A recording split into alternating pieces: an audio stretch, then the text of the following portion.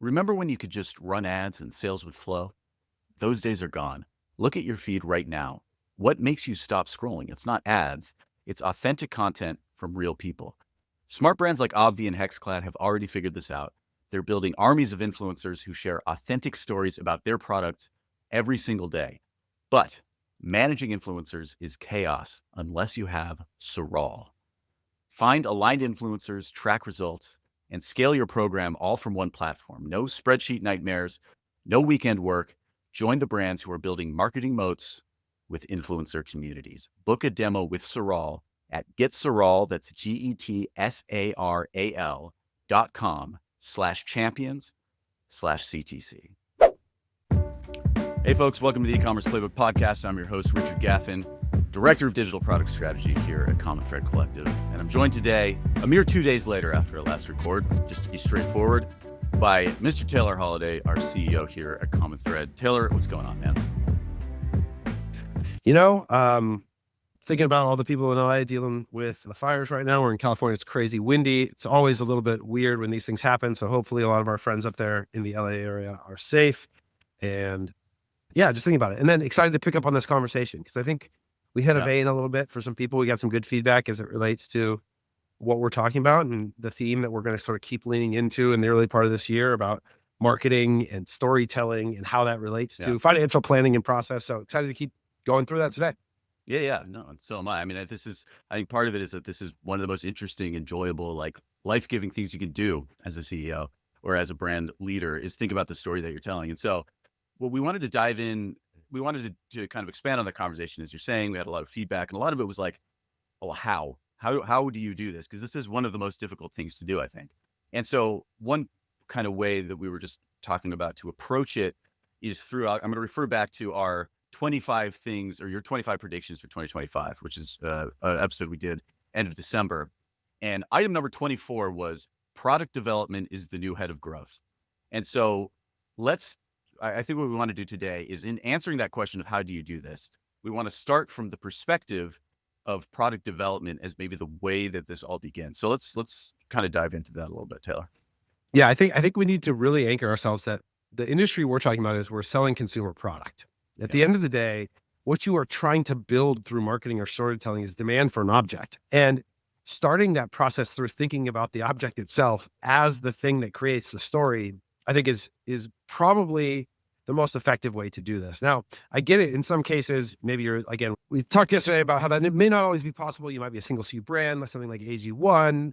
And so maybe that's not relevant to you, but I still want to talk about this principle, this idea that product development is the head of growth, that this is where business growth comes from in consumer product and e-com. And I want to give you an example of a story today that I think illustrates the point that I'm making really well. And I sort of stumbled onto this accidentally, which is sort of illustrative of exactly how you want your stories to spread, is that I was at Christmas with a sister and brother-in-law, have 3 kids. They're close to the same age as my kids. They're all really close.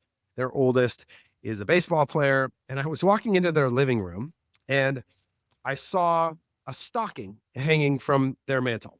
And the stocking was in the shape of a baseball sliding mitt. If you don't know what that is, this has become a big trend because a few top tier Major League Baseball players, notably like Trey Turner, like tore their ligaments in their thumb, sliding headfirst into second base. And so it became common to wear what is referred to as a sliding mitt, which you just think of it as a fingerless glove that protects you from catching your thumb when you dive headfirst. That got quickly turned into an accessory for kids that became very popular and cool to wear because the big leaguers were doing it. And the brand that is one of the brands that's at the center of that is a company called Absolutely Ridiculous, also referred to as Aria, that's become really popular in the youth baseball arena. And hanging from their mantle was a sliding mitt in the shape of a stocking. And I had this moment there where this idea that we're trying to get to, this idea that growth and efficacy in your ad account is connected to a thoughtful planning exercise that connects product, story, and moment was just so perfectly encapsulated in that object. And then I want to talk a little bit more about today, how they spilled that over into a broader collection, how that drives demand.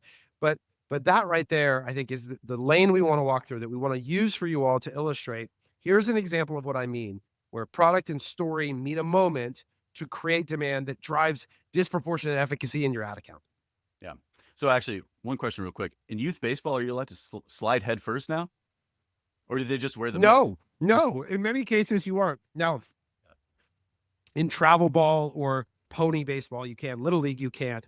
So it is primarily like, look, and these kids aren't moving fast enough to tear their ligaments in their thumbs. Mhm. Like, this is pure accessory Yeah, here. sure. But That's fine. youth baseball players are just like notorious for having endless amounts of free spending money apparently on for accessories.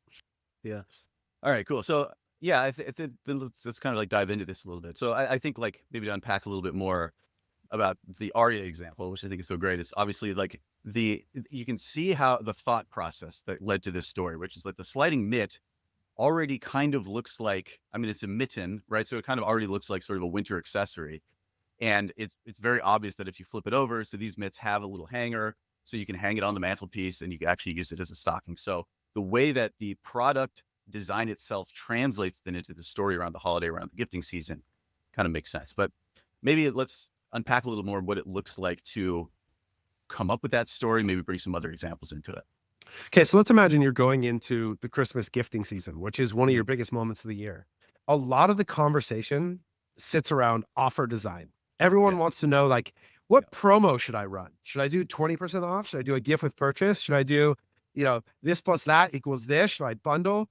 And all of that is just nonsense. Mhm. It's important, don't get me wrong. But it is not the thing that creates an abnormal return. Yeah. You don't break the model that way. You don't go out and grow in a way that is unique and differentiated by saying, I'm going to do 25%, they're going to do 20, I'm going to do gift plus. No, no, no. This is how you do it. So absolutely ridiculous. What they did is they said months in advance, in order to accomplish this, this is why marketing calendaring and future planning is the sustenance of growth. It's because it requires thoughtfulness that has to exist months in advance. Mhm. They went, all right, how could our product uniquely show up in this cultural moment of Christmas? What could be true about our brand? Now, most people, what they would do is they go, oh, well, we're a baseball brand. That doesn't really have anything to do with Christmas. Baseball season's actually in the spring. So I don't know. Like, we couldn't really fit in this moment, but no, no, no, not that. What they did instead was like, to your point, Richard, we have an object that seems to or could potentially fit within the context of a moment that there's and if you think about it, like, there's nothing less boring for a 10-year-old boy than like a knit wool stocking.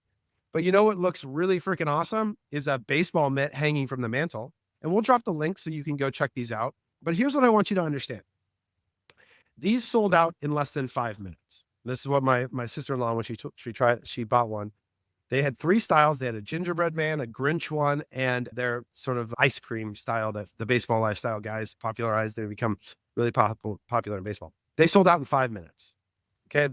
This wasn't actually about making a bunch of money. This was about scarcity, limited edition, exciting, and interesting. Okay. And then when you go and you look across the rest of their site, it's still live now. If you go to absolutelyridiculous.com, you're going to see that their core product lines, which are an elbow guard, a sliding mitt, and a shin guard, you're going to see a collection of their core product line in those styles: Grinch, gingerbread man, and icicle, or whatever the other Christmas styling is, that was there as additional category expansion beyond just the newsworthy PR story of a stocking. Because obviously Mhm. they're not there to sell stockings. The stocking, the product, is a marketing effort. Mhm. It's something that drives clicks. It gets attention. It gets stories. It gets PR. It gets influencers talking. You sample them to a bunch of cool people. They show them off. People post them on Instagram. That's what they do. They create a Mhm. flywheel of attention. Then you have this product line that is scarce and also limited and meets the moment of your core product. So now your core product exists in these cool styles to get the kids that's like, oh, I have a black one, but now I need a Grinch one that I'm going to wear 2 weeks of the year. And all of this, I want you to understand, all of it is actually about selling black shin guards in the spring. Yeah. That's what it's about. But what it draws is That creative drives disproportionate CTRs, disproportionate cheaper CPCs. It gets shared more. It drives more demand. It drives more attention. And the business grows in credibility, coolness, authenticity, and story. Yeah. That's what happens. And it all happens not because someone came up with a new hook to a new image or a UGC or whatever. It actually, the form factor of the ad creative probably actually wouldn't matter.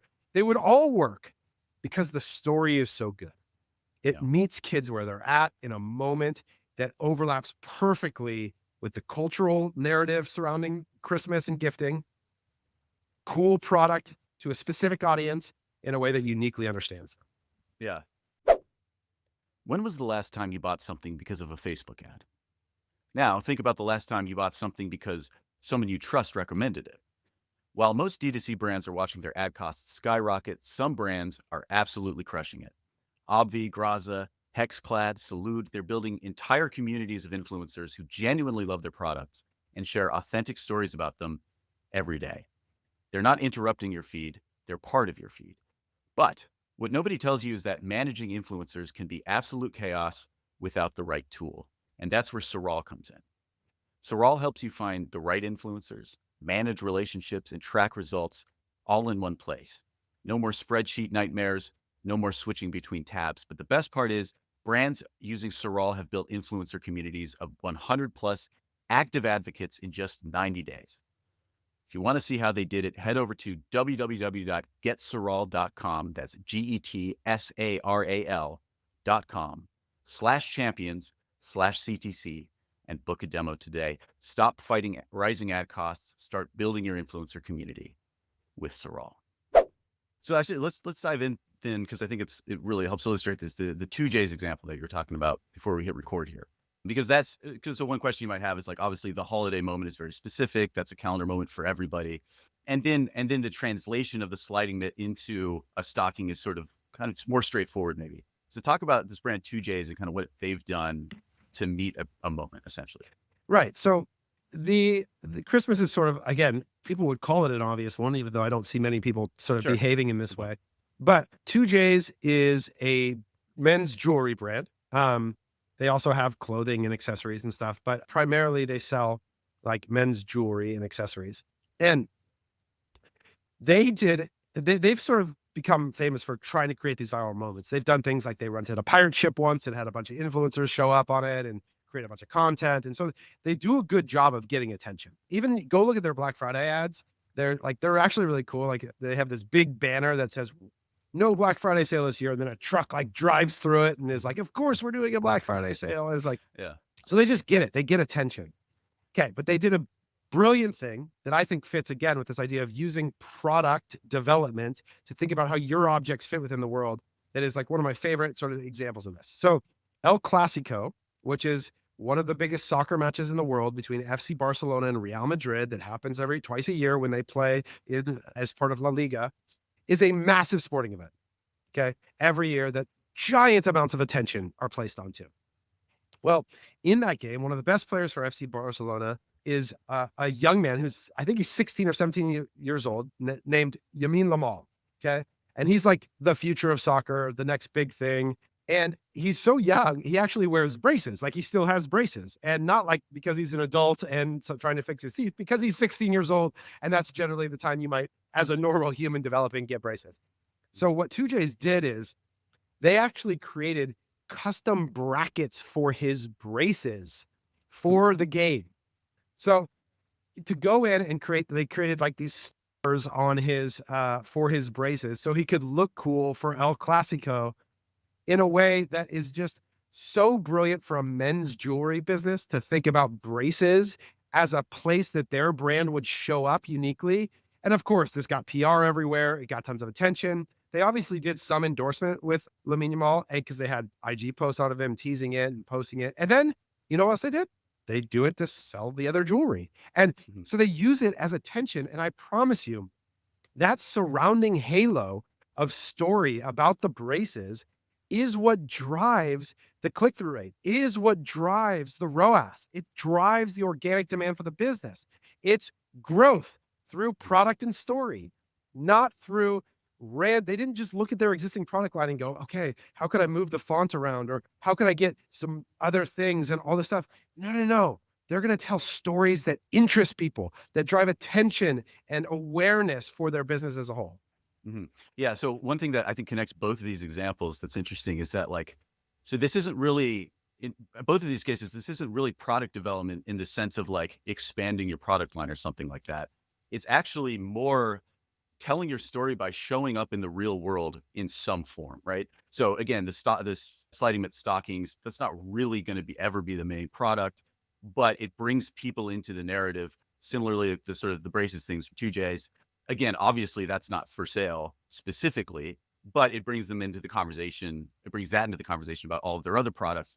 So I think it's like maybe a way to think about this is that the story that you tell has to be downstream from a way that you show up in the real world rather than the other way around, which I feel like a lot of the time it's like, let's come up with the email template or whatever, the way that the photography and the creative looks.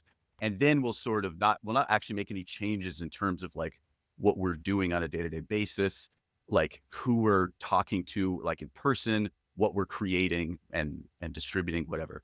So anyway, that was just something that kind of came to mind, that this is about showing up in the real world in a certain way. Does that make sense? That's right. Cause I think we have to understand that sometimes our job is to insert ourselves into stories that already exist. Like Yeah. in a way that is about what's happening in the real world. It's about this question of like what actually matters. And the reality is that all of our sort of standard promotional email story, like nobody gives a shit. Like Yeah. maybe they'll click on it and buy it if they want it, if they're in market and demand for it, but it's not a story that's going to get spread, right? Mhm. That's really what you're trying to think about is what's a story worth telling? Like it's not even just what's a story, but what's a story worth sharing with people? The way I found out about the 2Js thing was because on Instagram, some B2B marketing person, I forget his name. I should probably give him credit. Let me pause real fast. So I'll actually Yep. give him credit. A guy by the name of Brian Blum, who creates kind of the short form, marketing style content that you'd expect, did a story about it. Mhm. Why? Because it's a story worth sharing. So I learned about it because it was worth telling. Yeah. And that's really the key here is I guarantee you a bunch of consumers found out about the brand that way too. So it does. It has to overlap. And whether you manufacture a reality like buying a pirate ship and having people sail on it, or you tap into the El Clasico, I think the point is just you have to ask yourself, is the thing I'm saying out into the world interesting? Is it worth Mhm. telling? And that's all great stories are. They're Yeah. worth sharing. And so that's I think the thing that we're going to keep getting at this year is what is the story you're telling? Is it Yeah. worth sharing? Yeah. And I suppose like a good counterexample of a story worth sharing that's not necessarily tied specifically to a physical product, although it does tie very closely to the product that's generally sold, would be the one that I think about all the time, which is Cars Against Humanity's 2017 Black Friday sale where they raised prices $5. It was just like it fits so perfectly with people's sort of understanding of what the product is and their point of view. But then of course, like the idea of jacking prices up over the Black Friday season is just, I mean, it's really funny, but also what ended up being newsworthy. And so there's a way that you can like, yeah, it's about taking the product and what it does and then tying it into some cultural moment that sort of allows that message to kind of spread widely, I guess. For Um, sure. I think about all the ways in which there's this whole culture, and sports is like sort of an obvious way because athletes look to express themselves in unique ways. I was watching a video the other day. Jamar Chase got sent these Nike Bengal cleats that were like fur, that like they were like in literally cleats covered in Bengal looking fur. And yeah. he couldn't wear them in the game. They're not going to sell them. But there was an Instagram video that I watched about it where he was talking about how cool they are. That's somebody inside of Nike sort of doing this thing, right? Or I watched my son and I sat and watched a 5-minute video of a guy who made custom Nike Airs for Mookie Betts on opening day last year and how he handcrafted them and cut them and put them together, showed them being given to Mookie and shared. And again, like all of it is that this brand is at the center of really cool stories. And I want to be a part of those kinds of stories. And I want to be a part of your brand. And you've got to just find your way into those kinds of things. And it doesn't Mhm. have to be like, I get it. Lamine Yamal's one of the most famous athletes in the world, but absolutely ridiculous. What we're talking about is not celebrity endorsement here. It's clever product design and storytelling. that understands who your customer is. That's the other thing. It really deeply understands the community and what they care about and how you could help them have a cool Christmas. Yeah. Like it really puts them at the center of being a hero in their story. Yeah. So one of the sort of messages that we got that we were referring to earlier in the pod was somebody, one of our clients actually asking us, all caps, how, Taylor, how do we do this? And I think I was ruminating on this question this morning because it seems to me that like, even relative to, I don't know, cutting your costs and getting your forecast together, this is actually sort of much more difficult, or at least feels that way to me. Because the answer to how do you do this is not so straightforward because it's a lot of it is about instinct and you're just like, how good are you at understanding what people want and that kind of thing. But what are some starting points maybe for thinking about this conversation? Yeah, you're getting at what is the truth here, which is this is Yeah. about taste, which is this phrase that Yeah. boggles my mind because I'm not I don't consider myself someone that has like great fashion taste or trend taste, but I recognize that it's a gift that people have, the ability to understand intuitively where demand lies. Now, Yeah. there are spaces that I think I have the best chance at it, and it's amongst people whom I uniquely understand their wants and desires. Yeah. Youth baseball players is an example of this. It's one of them where like I think I have a sense of what they want and how to make them interact with it in a certain Mhm. way. And my point is just that it begins with a very unique understanding of the customer you're serving and what makes them feel good in their reality, in their world. It goes back to that idea. The classic example I've used before in this is First Media selling a crock pot, right? And making an Yeah. ad for a crock pot and saying, okay, who is the customer of a crock pot? Well, it's a woman who's entertaining in her home. Okay, that's who I'm serving. Now, in light of that, how would I create content to make that person a hero in their world? And that led them to creating these videos about how to use your crock pot in really unique ways that would make people go, "Oh, that's really freaking cool. You're smart." Mhm. So that what a woman could do, or whoever's using the crock pot could do, is to say, all right, next time I'm going to actually make hot dogs in a crock pot in a way that, or turn it into a fondue machine in or whatever, or like whatever the examples are that they use. So that when people come into your home, they go, you're so clever. That's like really thoughtful. What a unique way to use a crock pot. That makes that person a hero. And so Wow. understanding uniquely, okay, who is this customer that I'm serving? What do they want to express about themselves? How can I help them to do that? How could being a part of the thing that I'm building reinforce the identity that they want for themselves? And so, in many cases, I think brands have too wide of a view of who they think Yeah. they're serving. Yeah. And therefore, there are unique not any uniquely identifiable traits amongst the audience that's that broad and wide. It's too diverse a group of people that you're trying Mhm. to serve. And so you can't hone in on this well enough. Yeah. I think, okay. So that's really good because like the beginning of all of this sort of is almost like research, I guess. Like, so you're pointing out understanding your core customer. So like maybe a place to start is asking yourself, am I actually the core customer of this? Which could be the case, in which case, then you sort of have to, it's a practice of self observation. Like when I'm purchasing something, when I'm buying maybe from one of our competitors or to see what our competitors are doing, what are the things that really like attract me when I purchase something? Why am I purchasing it? That type of thing. And then if you're not, just making a point of asking people who are, you know what I mean? It's like, I think a lot of the time, or I found even when I was on the creative side, it's like, I want to put it on myself to come up with the narrative here, to understand what this person wants.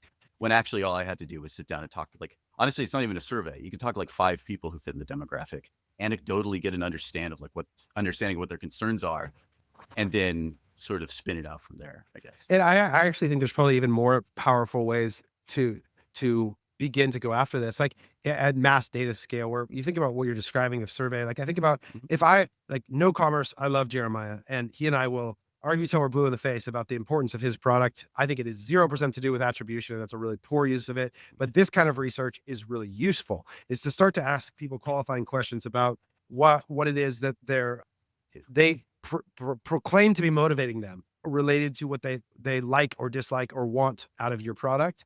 I think there's lots of information there to be gathered and sorted through at mass scale where you could produce a bunch of survey questions. You could use AI to translate it and extrapolate some of these insights and understanding. I think you could do the same thing with market level research. I think there's going to be a resurgence of the idea of market research that AI enables at really big scale. And I think we're going to see providers show up that are offering these kinds of insights. The other thing is like social qualification around sentiment. Like I think being able to say, okay, what kind of content does my demographic of customer consume and share? And so Yeah. to start to then identify what are they trying to say about themselves and how could I give them fuel for that story?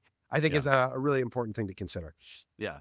No, yeah. And I'm not saying that that's not worthwhile, but I think that like there's like the challenge is moving from the data to like a real understanding of what it feels like to be that person. And I think that's where like a lot of the creative insight comes in. Like, can you take all those data points at scale and then develop a picture of like of a specific person and then what it would feel like to be that person? I think that's kind of like where the ability, like people with that ability are the people who are going to succeed at this, I guess is kind of what I'm saying.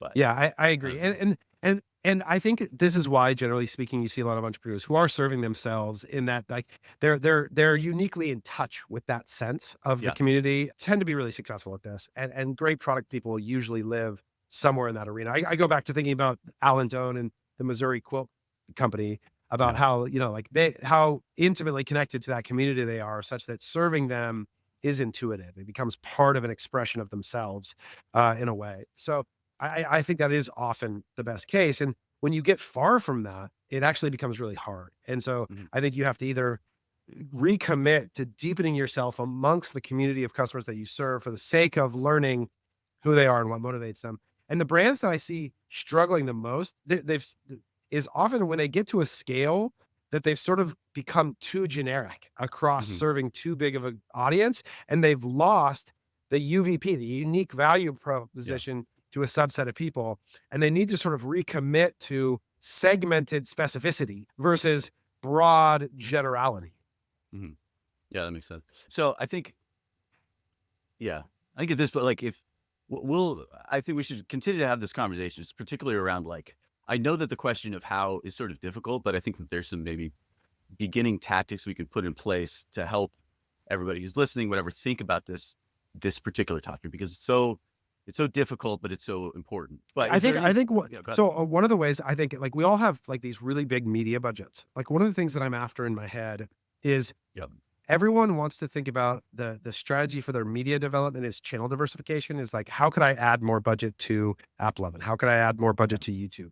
And what I want to like sort of start and contend with is that I'm working on a tool to think about return on invested capital across different investment modalities inside an e-commerce business. So if you were to invest $100,000 into YouTube, what would the annualized return expectation be on that money?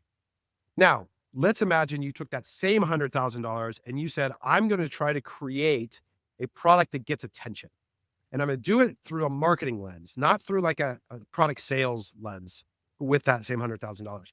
My question is, what would happen in that space? Like if you just did that Mhm. exercise, if you said, look at your budget for next year, your media budget, and let's say it's $10 million. We're talking primarily to eight-figure businesses in our arena. Okay.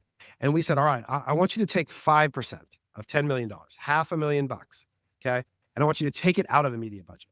And with it, I want you to commit to developing products that could be used to drive attention, story, and marketing in support of your broader connection.